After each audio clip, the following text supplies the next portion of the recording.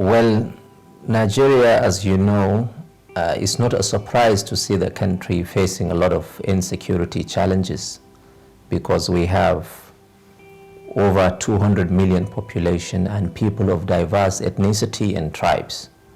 And then Nigeria is a country, of course, with borders with 4 different countries.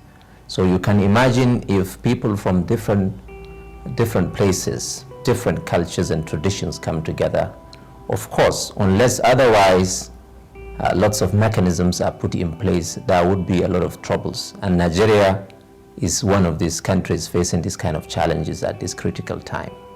We have Boko Haram in the north, we have other insurgent groups coming up, and a lot of other criminals operating in this country. With the exception of Kogi, of course, most parts of Nigeria are facing critical challenges at the moment. Asking me who Governor Yahaya Bello is like leaving me in the middle of many ideas, to the extent that I would be confused to actually even choose which of the descriptions or the qualities of him that I should use and describe him.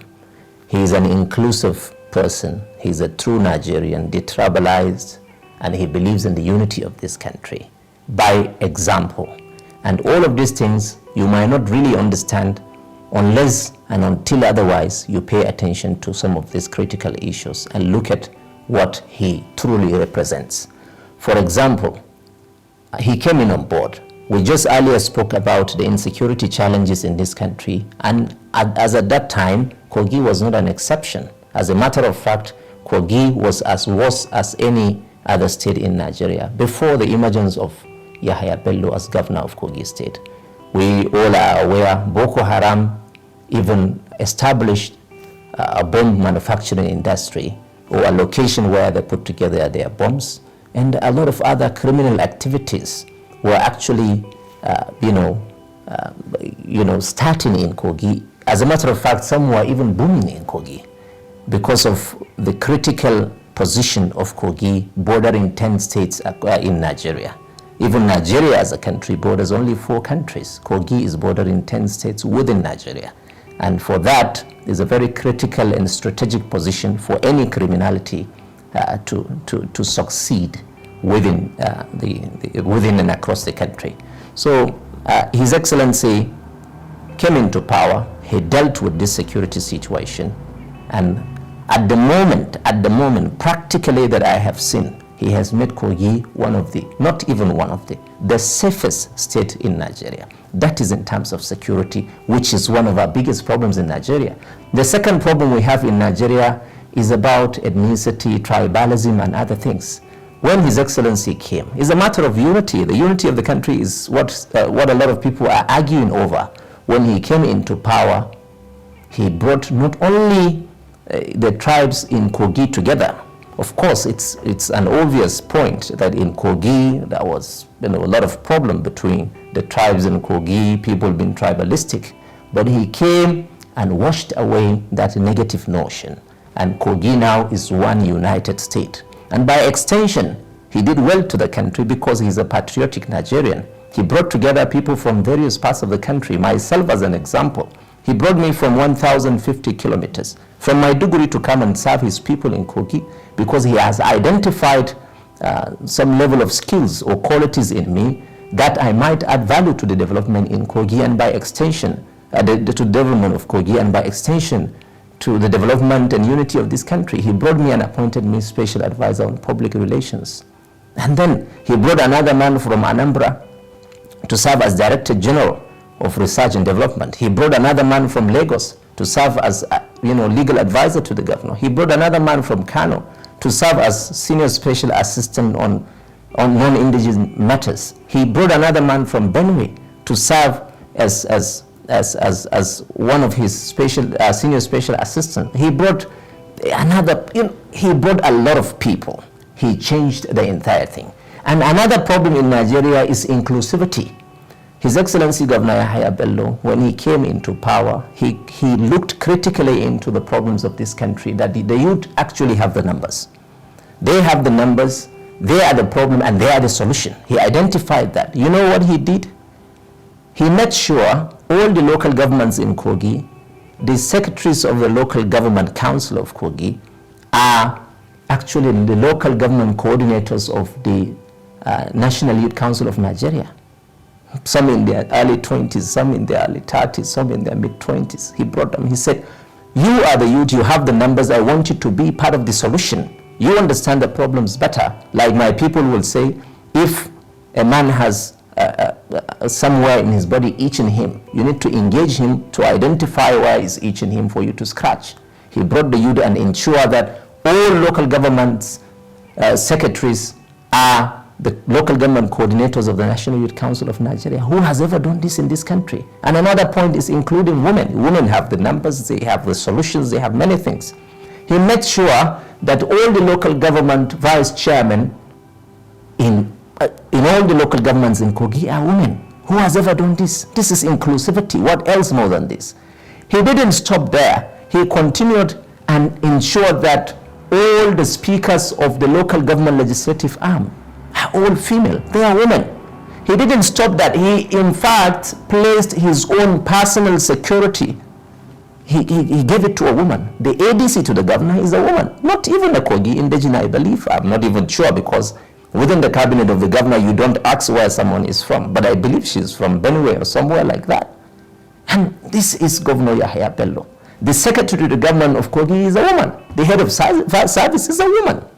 We all work together. People from various parts of the country, people from various tribes, languages, and, he brought them all together. As a matter of fact, these are some of the qualities that people like me and all other people have seen and are now pushing, urging the governor that, Your Excellency, we want you to replicate what you are doing at the national level.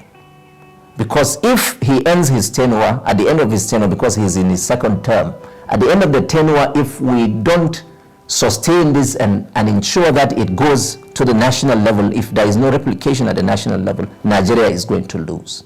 These are some of the things this man is doing. The infrastructure, despite the financial constraint and despite the large number of the workforce in Kogi. When he came, he flushed out some ghost workers. And many of the workers there, some he empowered, many developments. You have seen his stance, his fearless stance against the COVID-19. When it came, he went beyond sciences and the implied common sense. And that really worked, because the economic attraction Kogi got as a result of the stand of His Excellency was that, there was foreign direct investment of over $1 billion. And that was far higher than Lagos. In history, it has been very long in Nigeria that any state will beat Lagos in terms of economic attraction. And that happened in Kogi because of his stance. And when you go in terms of security, Kogi, is the safest state in Nigeria currently. He has no nonsense. He does not tolerate criminals and criminal activities. He engages directly with the people. He involves the people in decision making, and it's an all-inclusive government. And for your information, he's the kind of leader, he's a young person. He understands the problem of the young people in Nigeria because he is one of us. And like he will always say, he's originally from a humble background. He has worked in the government service. Not only that, he's been a successful businessman. He understands the business environment. He has dealt and related with people from all across and all over. So this is a man with all the qualities that I see as a God sent. Because him, imagine as a governor in the first tenure, if you are following the current affairs, you will know and believe me that he was not brought just only by the vote of the people. It was the divine vote that brought him. That one divine vote brought him in the first tenure. And subsequently, his people identified the qualities in him and decided that he should continue with the good work he is doing. So this is, in a nutshell, who His Excellency Governor Yahya Bello is. I will wish him well. And he is doing well. He has started well. He will never suffer. Looking at most of the things he is doing to this country, not just to Kogi State. I will keep repeating, to this country, by extension to West Africa, by a larger extension to Africa and the world, because whatever that would have any implication on Nigeria, by extension would have implication on West Africa, Africa, and indeed the world, because 200 million is not a small number, and the numbers are always growing. So he's down to earth. When I see him, before coming closer to him, this is very funny fact. Before coming closer to him, I thought he's someone that is not approachable. But when I came to him, just, after joining the government, just 2 nights ago, I went to him, and because of the way he is doing, most of the people within his cabinet, his appointees, are all relating like him. His chief of staff is a young man like us. He's just 37 years old. When I went to the governor, there were 2 3-seaters in the room and a single 1-seater. When I came into the room, the governor took the 1-seater, and that room, mind you, was actually like a reception of the bigger house. He came in, he sat on the 1-seater, just small by the corner, not that is much magnified than the rest. We came in, he said, sit down. I sat on the 1-seater in the owner's corner, and then the chief of staff also sat on the other 3-seater. We were speaking. The chief of staff humbly left and gave us space with the governor. Where does this happen? Where? It's very hard.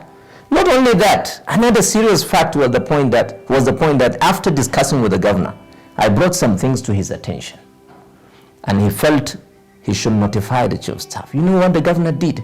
The whole governor of a state sitting.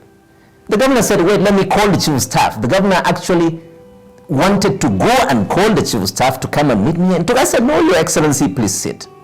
I have never seen this. I have never seen in other places, in other climes in Nigeria. Not even a ward councillor can do that. Not even a ward councillor. And where would you even ever meet a chief of staff that will just give you a space with the governor, thinking that there are things that you would like to discuss with the governor directly? It has never happened. So what will you wish a person like this?